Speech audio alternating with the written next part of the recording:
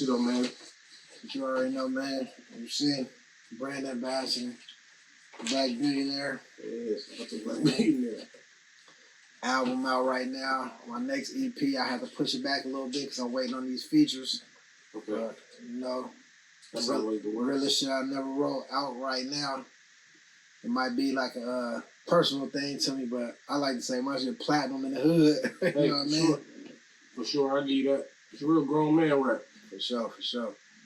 Like bro was saying earlier, you think you got, what you say, the best one? The best?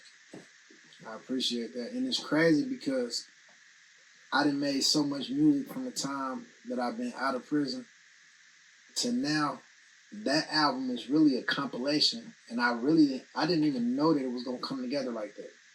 Like, I got a song on there called my song "Tell the Truth." I recorded that in 2016. Damn, for real. That's a 2016 song, and when I was putting the songs together that I had made since I've been out, I'm like, damn, this go along with that. Let me throw that in the mix. Like, I was perping back then in 20. I wasn't even grown yet. You know what I mean? I was still on bullshit in the streets, ripping and running. So when I made Tell the Truth, that was like an experiment. But I guess you could say I manifested it because everything on Tell the Truth fits right in with, you know, the realest shit I never wrote. Yeah, gotta say, what made you name it that? Mainly because, like, when I go in the booth, I really don't write. Like, I sometimes I put together a whole verse or even a song together in my head. Majority of the time, I'm just punching straight in. Okay. You know, I'm ask you that. Yeah, I'm just punching in bar at a time, or I might get 4 to 6 bars together and punch them in. So, you know what I mean? Mm-hmm. That's how I never wrote it, and it's like the realest shit. You know what I mean? For sure. I get it. Sorry. What's your favorite song on the album? Mine's, I'm gonna go ahead and say mine's is Decision. You know, Decision put real chills in me. See, I guess I got a biased opinion because I feel more of a personal connection with my own music, but I'm gonna say the title track, The Realest Shit I Never Wrote. That song, I don't know if you can listen to it and hear it, but like, I was emotional recording that. Like, I couldn't even rap that all the way through without getting emotional. Mm-hmm. You know what I mean? Like, just so much shit was going on at the time. And then for real, the content of that song ain't even what's going on currently.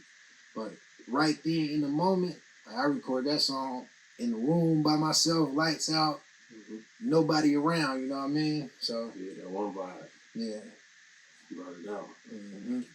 Okay, that's what's up. Plot twist, how rappers turn to actors get their Tubi on. Who you got beef with in Jason movies? Hey, it's crazy. It's crazy because my nigga P told me, he said, bro, this sound like a shot at Jason. I fuck with Jason. Like, Jason, like, one of the coolest niggas I ever met in life. And I don't know why, like, in my mind, I feel like it was some type of, I don't think we started off friends. Now, I could be wrong, but because he's so cool of a nigga and he embraced me with nothing but love, like, I can't help but reciprocate that back. You know what I mean? So, it's crazy. P said that, man. He said, man, that sound like a shot at Jason, but I didn't take it as that. I just thought it was somebody in one of the movies that he got going on.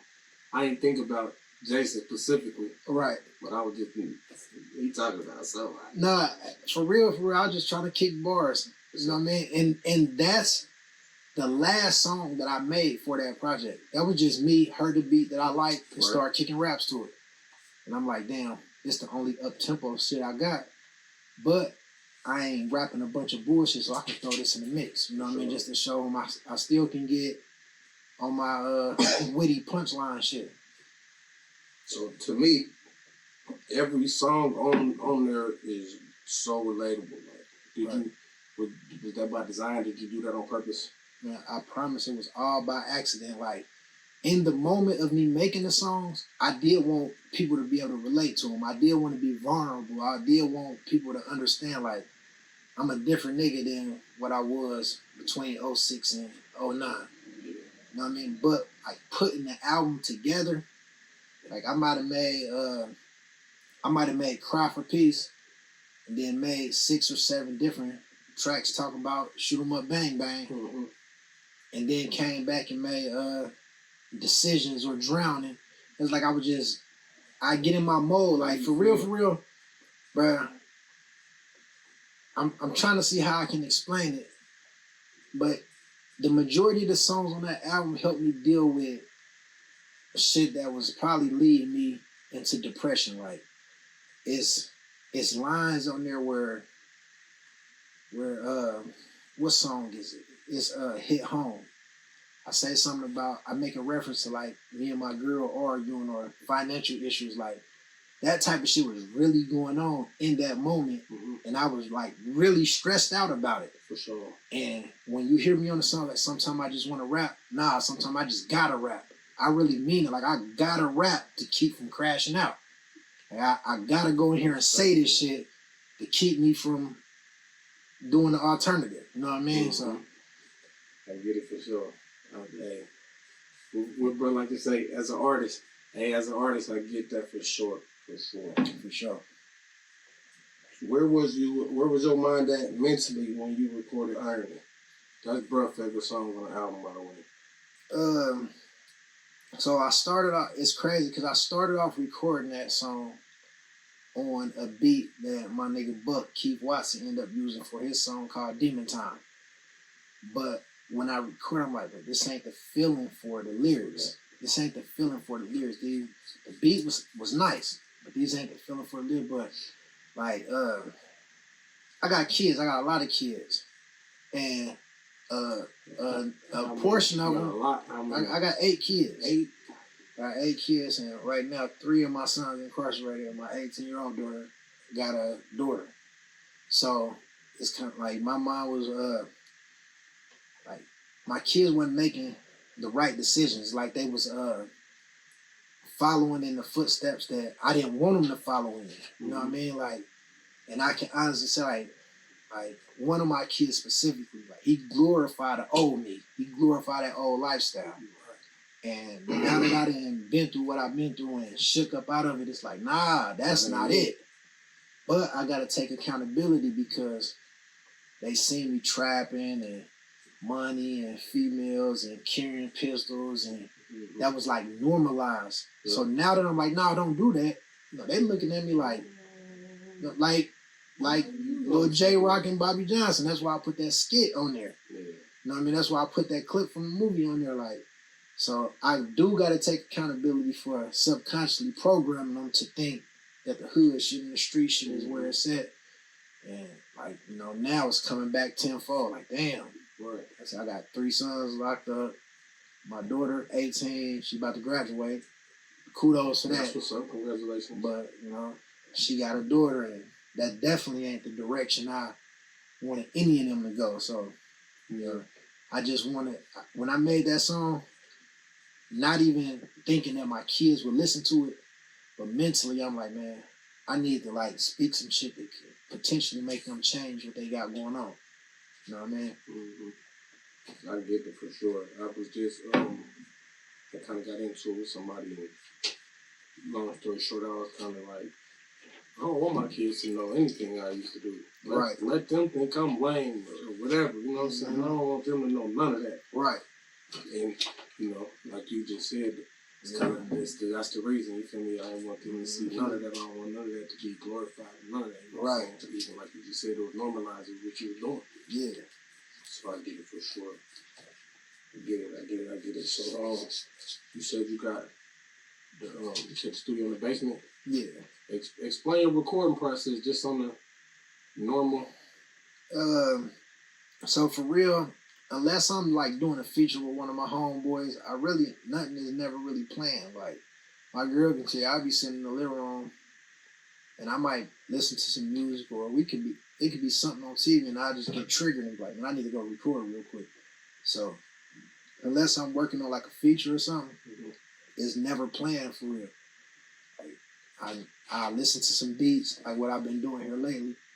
Like she don't know, I probably got about $200-$300 He be tied laying in up. the bed and just be like, got his pod in his ear. He be in the morning, he just be rapping. I'm like, I'm talking to him. I'm like, you talking to me? What you talking about? He just be rapping, like just going like. I got a couple $100 tied up in leasing beats. You know what I mean? Just like, and I probably got like 60, 70 beats to just scroll through and choose from. And you know what I mean? When I get a feeling, I just start recording. You know what I mean? Mm-hmm. For sure. Who's some of your favorite producers to work with?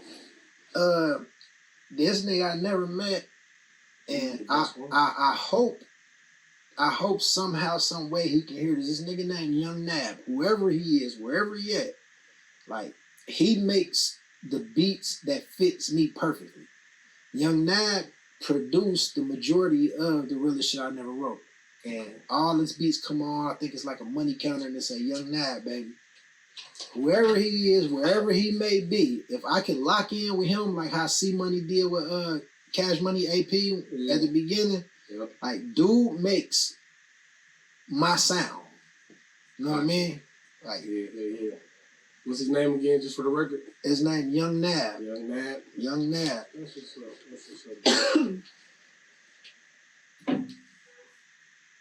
Did Kev Clay make any of the beats? Kev Clay, man, I like it. And I like it as a more personal song too, because that song really ignited the realest shit I never wrote. That song made me start going through my library like, oh, this is a good song for this. That's a good, you know what I mean? Like, I like it as like super duper personal from the first lines to the last lines. Like, wonder how Shonda felt at 14 being pregnant with me. Like, my mom was 14. She actually got pregnant when she was 13. Right. You know what I mean? So I really wonder how she felt at 14 being pregnant with me. Yeah, so shout out to Kev Clay for that. Like, I told Clay would beat the sample. He jumped right in that mode. Got you right. Mm-hmm. Got me all the way together. And that song itself is like one of my favorite songs. You know, my girl will ride to that song. You know what I mean? That's my shit. Yeah, whenever I post food or whatever, I don't even put that my song as the music behind the food. I put the real DeBarge song. Like, that's my shit. Yes. That's what's up. That's what's up. I'd like to give a big shout out to our sponsor, Kiara Wine. For sure. Of course, you know, if you could, Black Billionaire. Shout out to Black Billionaire one time for us. Stay solid, G. We about to just go completely off subject from the album. We might come back. We're pretty sure we'll come back. But what's your relationship with Peter MC? That's my dog. That's my dog. That's like one person I can say is a real friend who I never agree with and who never agree with me. I ain't gonna say never. We agree to disagree. Yeah, like, and I'm telling him, bro, we need to put together a podcast called Grumpy Old Men. We'll get in our mode and we'll just like for lack of a better word, just bicker. But it'd be good topics though. And I'm like, bro, this shit need to be, I mean, that's my dog, but it would seem like we button heads, but it'd be all love though, you know what I mean? Yeah, it's just our relationship. Yeah. Respectfully, that's respect. That's what's up. Where did the term hooskal come from? All right, so, like, I had told myself I wasn't gonna dwell too much into the hooskal shit without the counterparts, but I give you some info on that. Like, just a little bit. So me, my nigga Buck, his nephew T Baby, like, we was running around just acting crazy for real. And they cousin Munchie, RP Hub, he was like, man, y'all niggas going to the hooskal. But this the first time we ever heard this word. Y'all hot. Y'all gonna go to the hooskal. We didn't know what he was talking about, but we just fell in love with what we thought we heard. Hooskal. We thought we heard HOOSKAL. Then, you know, later on down the line, we end up looking up certain shit, and hooskal is like it's a term for jail or confinement or imprisonment, you know what I mean? So what he was telling us, because we was running around wild, man, y'all niggas gonna go to jail. Damn. Y'all niggas gonna go to jail. But we thought we heard some shit that nobody was ever talking about, and we put our own spin to it. Like the phrase, what's the hooskal? That's our way of saying, like, what's up? What's going on? And we got that from us saying hooskal so much, and people like, what's the hooskal? Like people really ask, like, what's the hooskal? So we start using that as our way of saying what's up. So when we greet each other, I can call a nigga right now. You answer phone. What's the hooskal? That's, you know what I mean? Like, what's up? What's popping? What's cracking? Sure. That's what's up. So you said we gotta get. Basically, you just told me that that's a whole nother interview for another date that we gonna have to bring back For sure. for the hooskal interview, the pure hooskal interview. For I need sure. to come back, look in the camera, and tell him to get ready. But you already know we had talked about it. We ain't doing a live podcast. This ain't a live broadcast. Can't nobody pull up to where we at. You know what I mean? We ain't doing none of that. You know, we got to get in here and let them know what's the hooskal. So, and then it's my last question about hooskal. What was going on with you and the Honey Gang, in the real Honey Gang song? So, where that song at? Kevin Clay got the song. Kevin Clay got all the old music. I'm not going to say he gatekeeping, but he's not too pressed about making copies of it because it's a lot of shit we want to live down from that. Right. But in the moment of all that shit going on, I'm just going to speak my perspective. This ain't me speaking for us in this entirety. But I feel like, you know, my nigga Tom, he got killed at one of their events. Me personally, I don't think a member of the Honey Gang had nothing to do with it. I don't think it was like a plot or a grand scheme for it. Like a backdoor. It just, when you lose somebody, you're looking for somebody to blame. And I'm just speaking for me. So in that moment, it's like, man, fuck these niggas, bro. Tom, you know what I mean? And that's kind of where I was at with it personally, you know what I mean? Mm-hmm. And in the midst of it all, we in the studio and fuck them niggas. It's like on some Pac and Outlaw shit.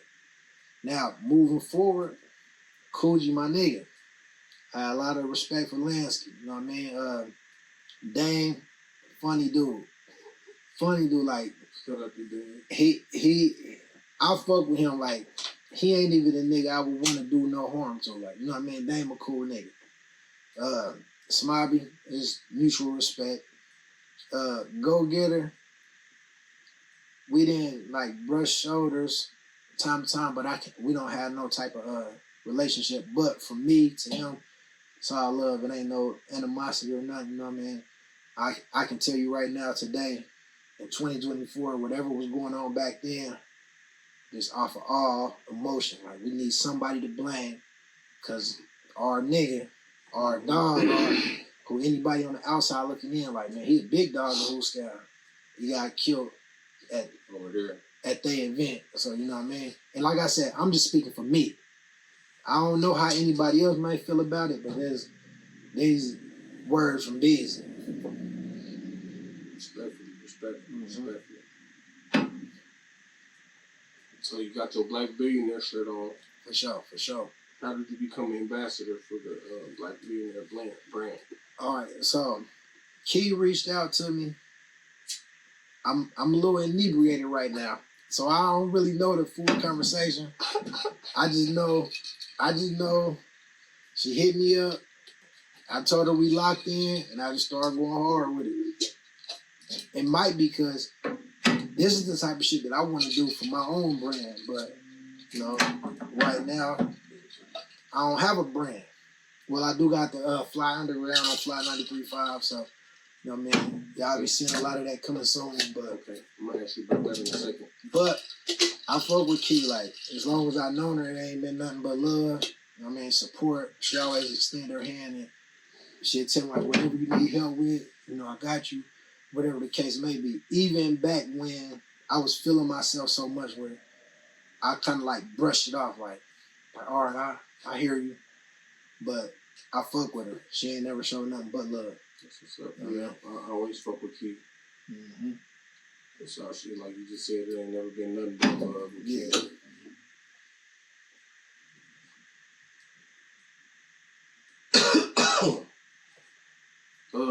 What's your relationship like? Well, what was your relationship like with Lucci before he got locked up? Did he ever reach out to you? Lucci was a nigga who I fucked with. A lot of people say he was like a shifty dude and he was scandalous and he did this and that. But he never did any of that to me. You know what I mean? Like, whatever me and him had going on, it was on the up and up like 12 o'clock. If there was some money involved, he made sure that was taken care of. You know what I mean? Whatever the case may be, he was always 100 with me. Lucci is who really opened my eyes to like the business shit. Like my first LLC, I did Hooskal Entertainment with my nigga Dede. Hooskal Dede. Lucci helped us do all that. And I did a song called Ice Cream Man. It was like me paying homage to the music that cultivated us. Like, you know what I mean? Like, so Lucci got on that song, and in the midst of it, we in the car rapping our verses in February. Like, man, in July, bro, we gotta go to New Orleans. We gotta shoot the video. And the video was super duper low budget. We really shot it ourselves, like, and we go into all these neighborhoods in New Orleans, like, scared as hell. Not even scared as hell. I was more so like on some tourist shit. Like, man, this is all the neighborhoods and shit that I heard niggas rapping about. Lucci from there, so he know this shit is dangerous. You know what I mean? But I'm more so out there like, man, if anybody pull up on me, hey, man, I'm paying homage to y'all city. You know what I mean? Yeah, but Lucci was, as far as me and him go, he was 100. It was a few little situations like he had some masters to some of my music, and when I got out of the feds, he had put it out as him featuring me. You know what I mean? But I talked to him on the phone, and he was trying to give me the instructions on how to pull the shit down from all the sites. So, you know, I was pissed off at first, but the fact that he was sincere about trying to pull that shit down and giving me all the passwords and emails to his to the streaming apps and shit. You know what I mean? So, yeah, you know, so I ain't holding no grudge. Like, he say he innocent. I don't really know what happened. I don't wish jail on nobody. So, you know, we just see what happened. Get that home. Mm-hmm. Respectfully. So how hard was it to transition from gang life to music? Like, this gonna sound crazy, and I wouldn't be surprised if like street niggas condemn me for saying that, but like, I thank the feds for saying, hey, you going to the halfway house, and if you want to go on house arrest, you gotta have a job. Because that 5.5 months that I had a job and on house arrest, when I got off of house arrest, shit, I'm accustomed to working now. Like, I can live off this. You know what I mean? Like, had I been released just straight to the streets, you know, I'd have been right back to the trap, possibly back in jail. You know what I mean? So I appreciate the feds for giving me the opportunity, and I'm gonna elaborate more on that because I say something in a couple songs. I recycled this line. I said something about if I don't got this or that by the time I'm 35. Like, told my niggas I was gonna get rich before I'm 35, so I guess it's my time now. So outside of the music, I said, like, man, listen, when I turn 35, whatever I got, I'm leaving the street shit cold turkey. When I turned 35, I bought an Audi for my birthday. I said, man, when I make the money back from this Audi, I'm cool. After the Audi, I bought an Acura. And when I make the money back from this Acura, I'm cool. After the Acura, I went on a trip, me and my niggas. We went to Atlanta, took a bunch of people with us, and after I make the money back from this trip, I'm cool.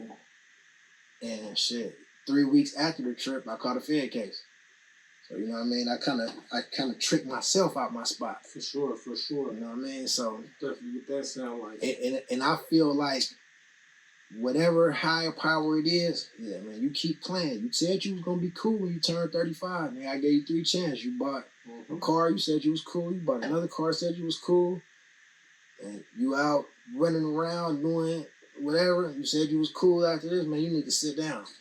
He set me down. You know what I mean? I feel like had I not caught them 48 months in the feds, I possibly caught got them in a 10 of life or something. You know what I mean? So I always try to rationalize like shit could have been way worse. Like when I did my first 4 years, I did 4 years for like literally put my hands on a nigga for disrespecting Tom. It wasn't a robbery. It wasn't none of the shit I was known for, but because that was my reputation, I went down for a robbery, 4 years. But I was living so reckless because this back in the full 100 game and this and that days. Yeah. Ain't no telling what would have happened within them 4 years that I was gone. I probably could have. I got homies that caught life sentences for killing shit. Mm-hmm. Niggas that I was with every day. So I know I would have been in the mix of that shit. The higher power set me down, nigga. Mm-hmm. Go chill out. You tripping. Oh, man, I've been to prison 3 times. This third time, like, I don't mean to sound cliche. And that's what the judge told me when I first got my 4 years. I don't mean to sound cliche, but third time's a charm. I'm cool. I'm 41. I ain't got no time to be giving these people. I ain't got no more time to give them. How long total did you do? You said you did 4, then So even if we gonna go back to juvenile, I'm like closer to 10 years. Total. Yeah, and if we gonna talk about like the probation and all that shit, from the times I didn't go there, I got like about 15 years within the system. Mm-hmm. You know what I mean? And that ain't nothing that I'm bragging about. I ain't proud about it, but you know, like I said, third time's a charm. I ain't got no more time to be giving these people. Hell nah. Now don't get me wrong. I always say this, man. If y'all ever hear something about me being in jail, man, it's definitely gonna be about me protecting my family. You know what I mean? That's the only way I'll say it. Yeah, it's gonna be about me protecting my family. And it's crazy because I'm a 6-time convicted felon. I got 2 federal convictions, 4 state convictions, right? So even if I'm protecting my family and I'm well within my rights, I don't supposed to be around no gun or nothing. And the judge told me, hey, you do something else, we trying you as a career criminal. That started at 126 months. So even if I'm well within my rights of protecting myself and my family and my loved ones, I'm still going down as if I'm just, you know what I mean, a hardened criminal. So yeah. So knock on wood again. Yeah, I'm gonna knock on it for you over here too. For sure. So let's switch back to music.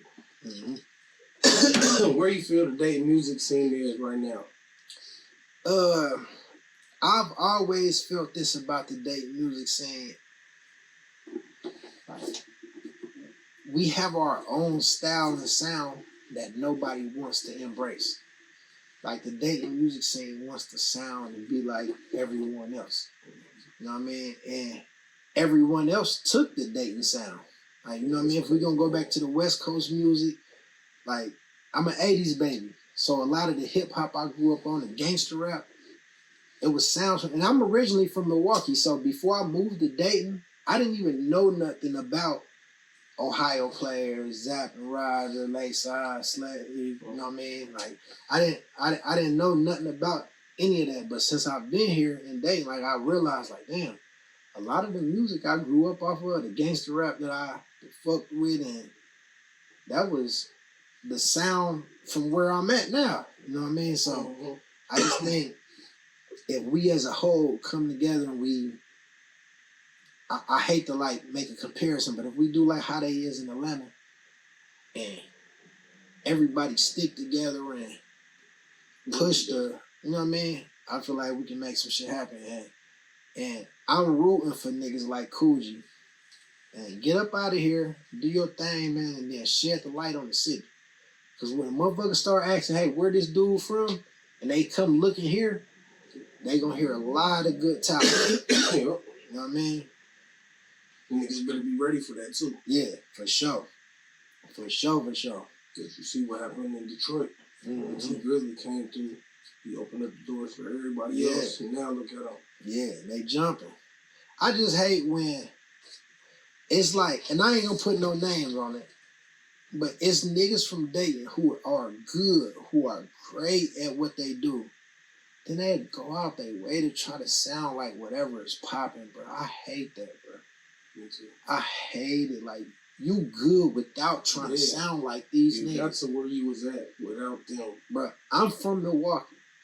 I ain't never made a song that sound like what Milwaukee call slap music. Mm-hmm. But I done heard niggas in Dayton go. Now I'm talking about doing the dance moves. Yeah, like crazy. But you're good without that. You good without that. Come on, man. Mm-hmm. But I done seen it too. So what's your favorite era of music from the city? Like, what's your favorite era? I ain't gonna lie, man.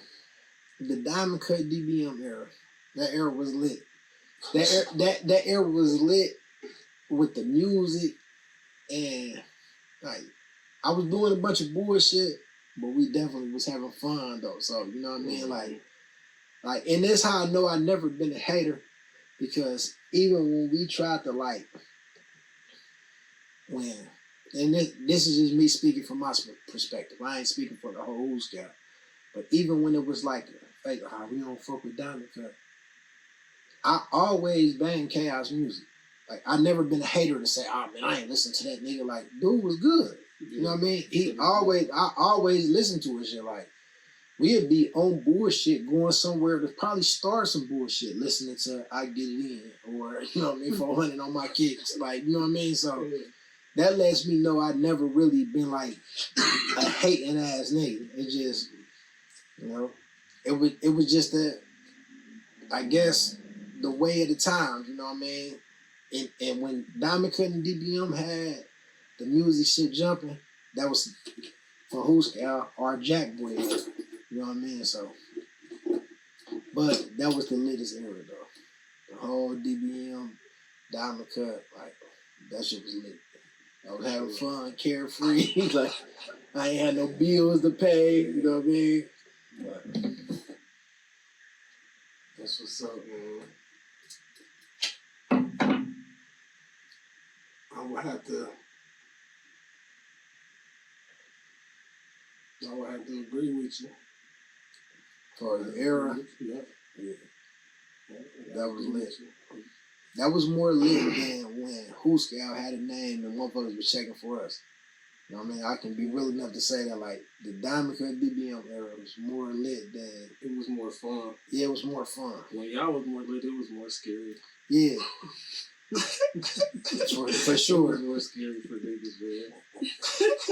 like, look, a lot of that shit be embarrassing, bro. Like, I don't know if my girl was with me, but at some point I went to the plush, right? And I'm waiting to get in, and a young nigga who I had no idea who he was, but I'm pretty sure that's somebody I knew when he was little.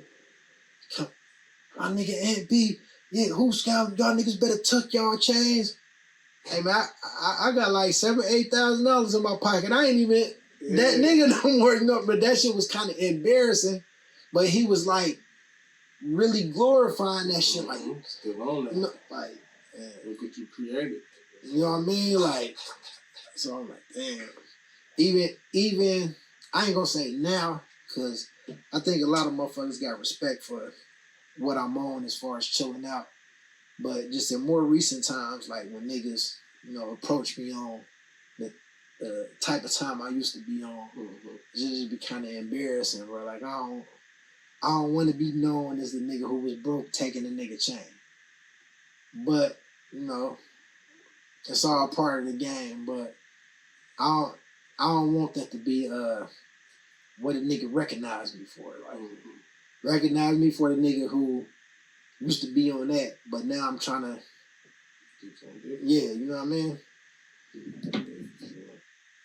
On that same type of time with you, gang. So look, I appreciate you for coming.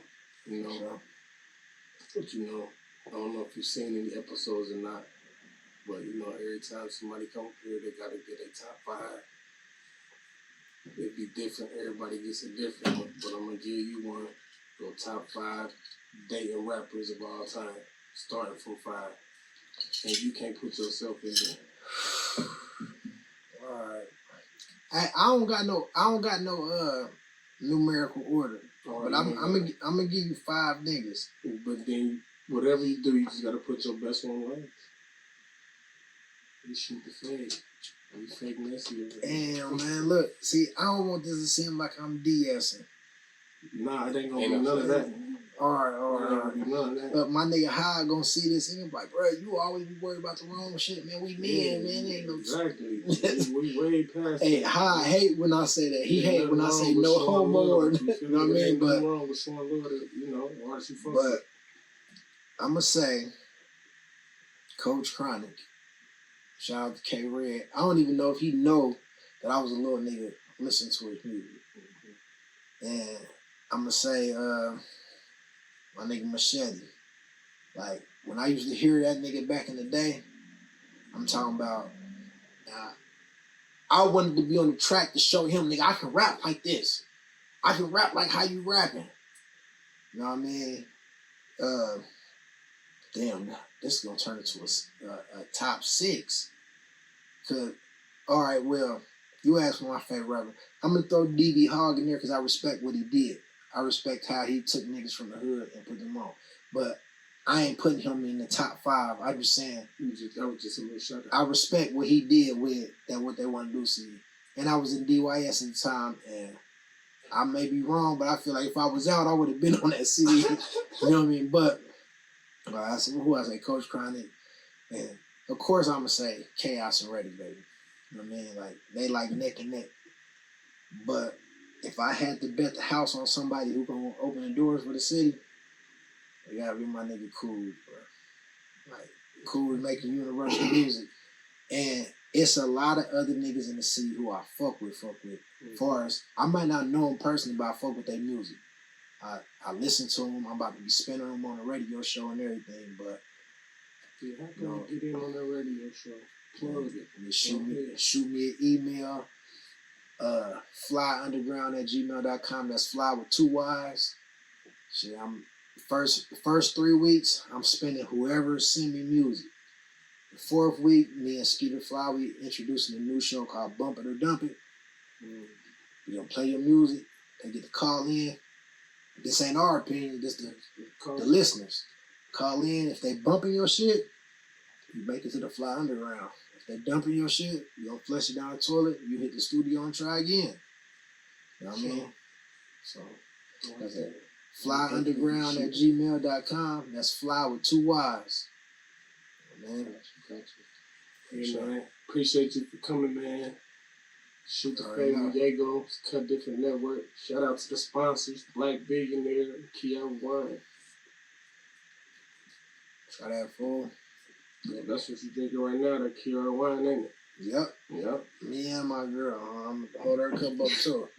The fancy liquor. She got me on the Yeti. They say in the suburbs now, so I ain't 2 styrofoam cups no more. Thanks, man. I appreciate you, man. Thanks a lot, man. For sure. Love.